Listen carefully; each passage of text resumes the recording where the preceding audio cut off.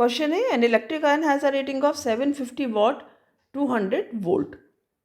ठीक है, एक इलेक्ट्रिक आयन है जिसकी रेटिंग कितनी है, वो 750 वॉट की। जब आप इलेक्ट्रिक आयन लेते हैं तो उसकी वॉटेज देखी जाती है कि कितने वॉट की है।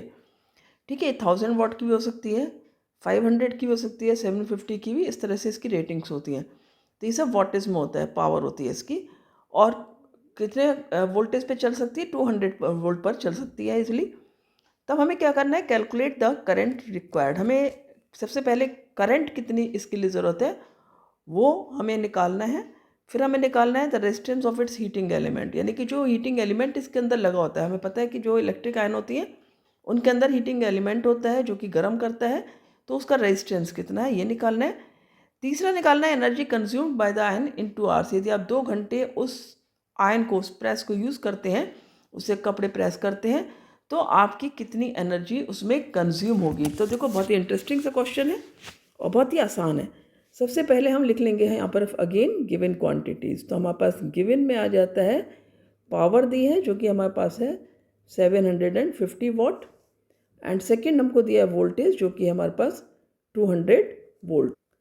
ठीक है, करंट निकालेंगे। करंट के लिए फॉर्मूला हम लगाएंगे P is equal to V into I. I हो जाएगा आपका P अपॉन V। P हमारा दिया है 750 और V दिया है हमें 200। 0 से 0 कैंसिल कर दो, 4 ज़ा 5 4 ज़ा 20, 5 1 ज़ा 5 5 ज़ा 25। तो I की वैल्यू आ जाएगी, देखो 4 3 ज़ा 12 आ गया, 3 बचा, पॉइंट लगाकर डेसिमल लगा करके 0 लगा लेंगे।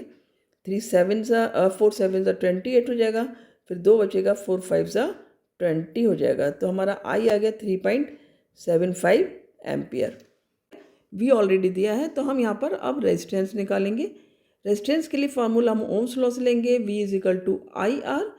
तो R इज इक्वल टू हो जाता है हमारा V अपॉन आई। V हो गया हमारा 200 वोल्ट और I हमारा आ गया है 3.75। डेसिमल यहाँ से हटा दो, 100 ऊपर कर लो। 5 7 ज़ा 35 आ गया यहाँ पर, 2 5 5 5 ज़ा 25, 5 2 ज़ा 0, 5 1 ज़ा 5 5 5 ज़ा 25, 5 4 ज़ा 20, 5 3 ज़ा 15 एंड 5 4 ज़ा 20 और 0। तो ये मेरा आ जाता है यहाँ पर 40 मल्टीप्लाई बाय 4 अपॉन 3 जो कि हो गया आपका 160 अपॉन 3। तो यहाँ पर R आ जाता है आपका 3 5 ज़ा 15, 1 0 बचा, 3 3 ज़ा 9, डेसिमल लगकर 0 लग जाएगा और 1 बचा है ऑलरेडी, तो फिर से 3 3 ज़ा 9 आ जाएगा, यानी कि R की वैल्यू आ गई 53.3 ओम। ये हमारा R आ जाता है। अब हमको निकालना है एनर्जी कंज्यूम्ड। तो एनर्जी कंज्यूम्ड के लिए हमें फॉर्मूला लिखना होगा, E इक्वल्स हो जाता है आपका P इंटू टी। आपसे पूछा है कि 2 घंटे में जो आयन है वो कितनी एनर्जी कंज्यूम करती है। तो टाइम यहाँ पर दिया आपको 2 आवर्स। तो यहाँ पर P की वैल्यू हमें दी है 750 और मल्टीप्लाई बाय 2। तो ये आ गया आपका E की वैल्यू आ गई आपकी 0, 2 5 ज़ा 10, 2 7 ज़ा 14 एंड 1 15। अब यहाँ पर 2 आवर्स था, तो यदि मैं इसको जूल में करना चाहती हूँ, हमारा भी आया है वॉट आवर में, यदि मुझे इसको जूल में कन्वर्ट करना है तो मुझको यहाँ पर 3600 से इसको मल्टीप्लाई करना होगा। तो यहाँ पर E की वैल्यू निकालने के लिए मैं 36 और 15 का मल्टीप्लाई कर लेती हूँ, 4 ज़ीरो उसमें ऐड कर लेंगे। तो 36 और 15 को मल्टीप्लाई किया, 5 6 ज़ा 30, 5 3 ज़ा 15 और 3 18, 1 6 1 3। तो ये आ गया हमारा 0 8 6 14 3 1 4 एंड 5। तो यहाँ पर मैंने लिख दिया 540 and multiply 10 to the power 4, 1 2 3 4 था। ठीक है, 10 टू द पावर।